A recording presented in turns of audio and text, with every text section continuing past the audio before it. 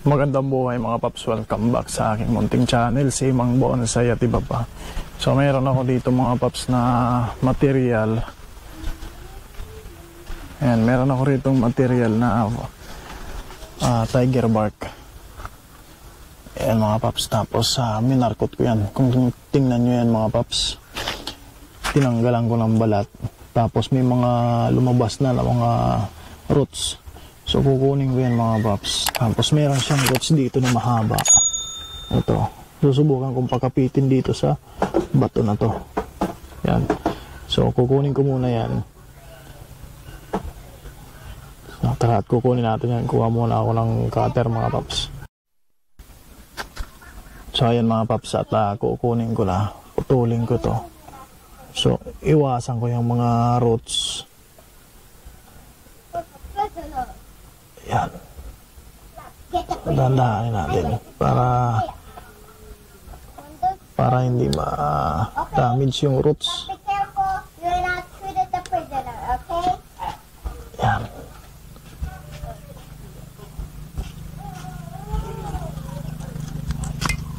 Hey! Bing! Bing! Bing! Bing! Ayan mga paps. Medyo mahirap, walang tagahawak ng camera, isang kamay lang. Hey! Oh my goodness, Yun. Papa, ano, dirty na. What I mean, making sandcastle. Not a sandcastle. I want this one making a Lego sandcastle. Yan. Yes, So nakukuha but no na, bucket. What? kuha na natin. Yes, it's no more Yan. bucket. So yan mga paps, naputol ko na. Bucket. So kailangan talagang putulin tong mga roots. Hey, find the bucket. Find the bucket right now. Yan. Let's go find the bucket. Now, let's find the bucket. Yan. So marami na siyang roots. And it's not. Yun. So eto na mga paps. Kuha ko na.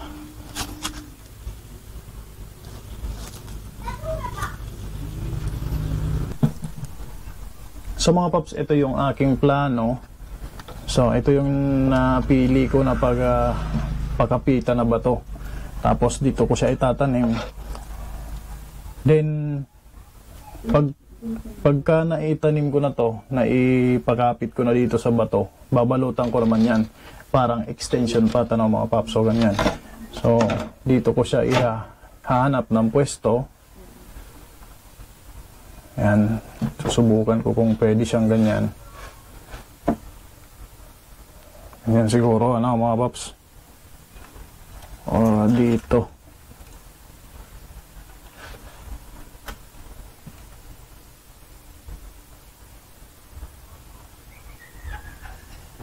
Hanapan muna natin ang magandang pwesto.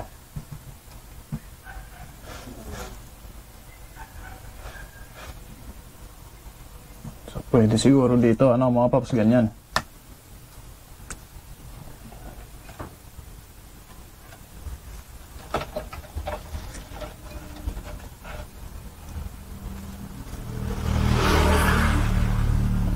Pang rock clasping.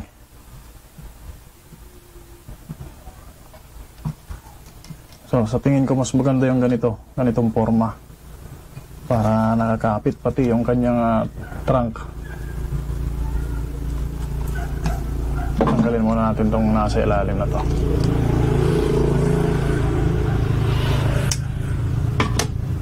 Ayan. O kanyan siguro mga paps. Tapos itong isang root na yan.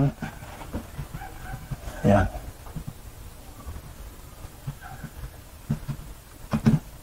So ganyan siguro mga paps. So ito i-attach ko muna sa bato para bago ko itatanim dito sa pot na to para nakapix na siya dyan. So mga paps, ganito yung naisip ko na pagkaka-attach sa kanya sa bato. So and nandito yung ibang roots, tapos nandito yung isa, para hindi lang yung roots yung nakapulupot sa kanyang sa bato mismo, ano, pati yung branch niya. Yan, parang secondary trunk. So i-attach ko muna yan gamit po itong zip tie. Yan, attach muna natin. Para bago tayo mag-pot, bago natin siya ilagay sa pot ay naka-fix na, no? Bali, hindi na siya nagagalaw.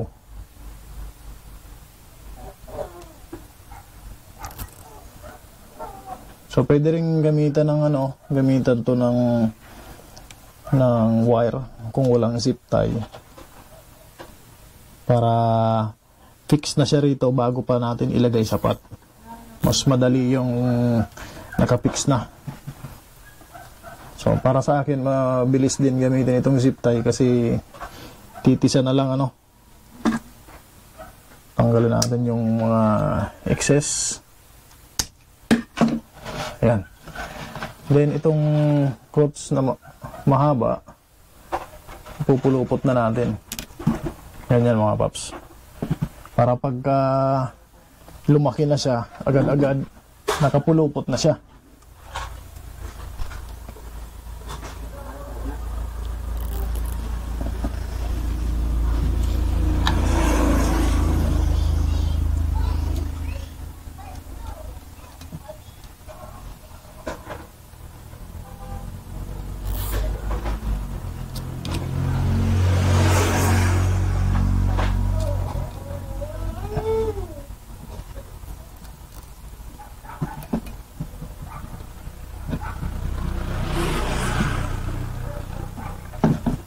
Yun. Pulupot.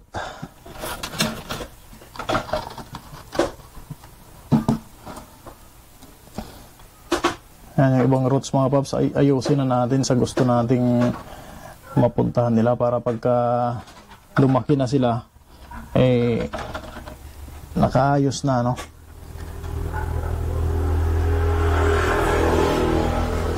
Yan.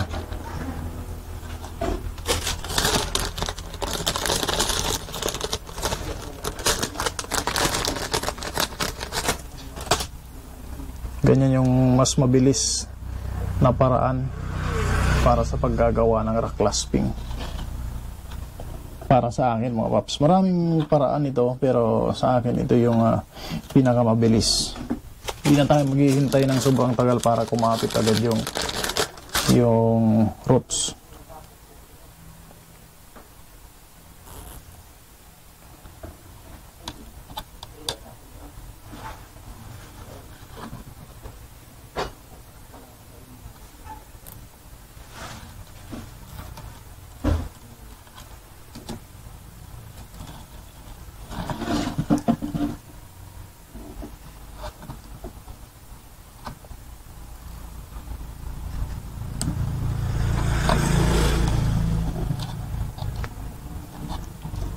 So ayan, so tanggalin natin itong mga excess na tali.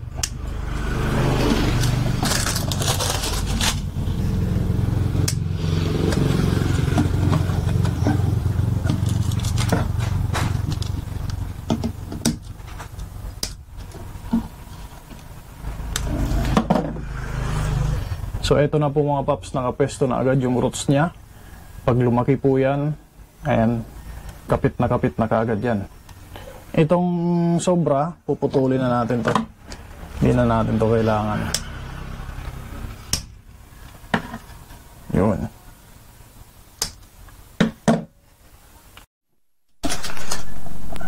So mga paps, dito ko siya planong ilagay. Ito yung training pot na paglalagyan ko sa kanya. Bali, nilagyan ko na ng lupa yung ilalim niya. River sand po yan, purong river sand. Tapos meron na rin siyang securing wire.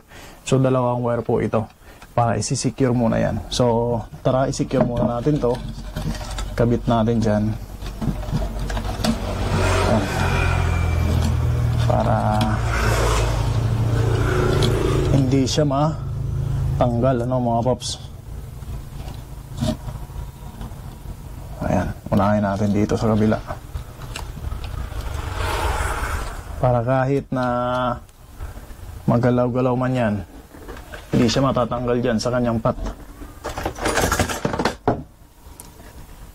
So, unahin natin to.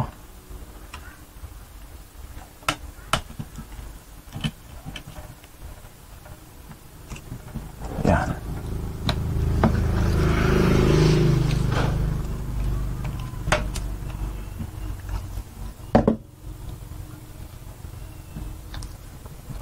Tapos ito pa isa.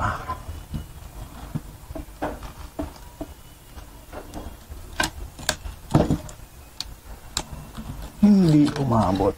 Dito natin dadaanin para abot.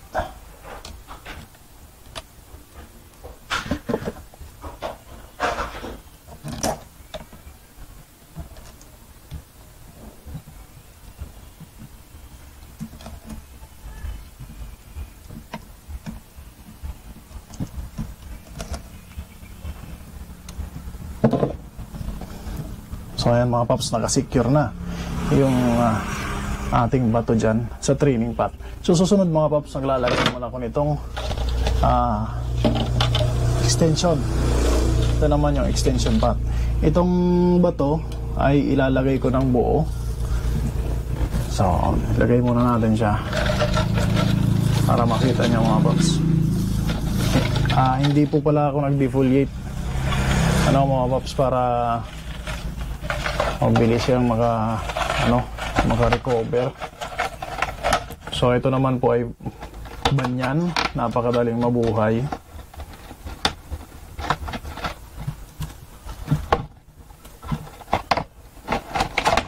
Buwasan natin itong mahaba na to. Hindi na rin naman siya dyan kailangan. Gawin na lang natin tong cuttings.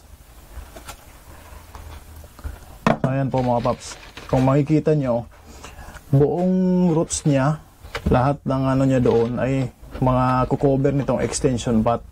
So, mabubuhay siya, mga paps. Yung roots niya, pagka humaba yung mga roots niya, ay talagang mababalot yung bato. So mga paps, lalagyan ko na ito ng lupa, pupunuan ko na. Tapos ipapakita ko na lang ulit sa inyo kapag may lupa na So mga paps, ito po at napunuan ko na ng soil, ng river sand, yung buong bato. So buong buo po yung katawan niya at saka yung bato ay nasa loob ng lupa, nababalot ng lupa. Ayan po siya. So hayaan ko lang siya na mag-wild dyan, mapuno ng roots. Tapos pagka sa tingin ko, pag yung nakita na yung roots dito sa plastic na extension pot, pagkita ko na marami ng roots dyan, saka ko naman po uunti-unti natanggalin to. Hindi po yan binibigla para hindi agad mag-dry yung roots, hindi mamatay. So hindi ko na rin dinifoliate.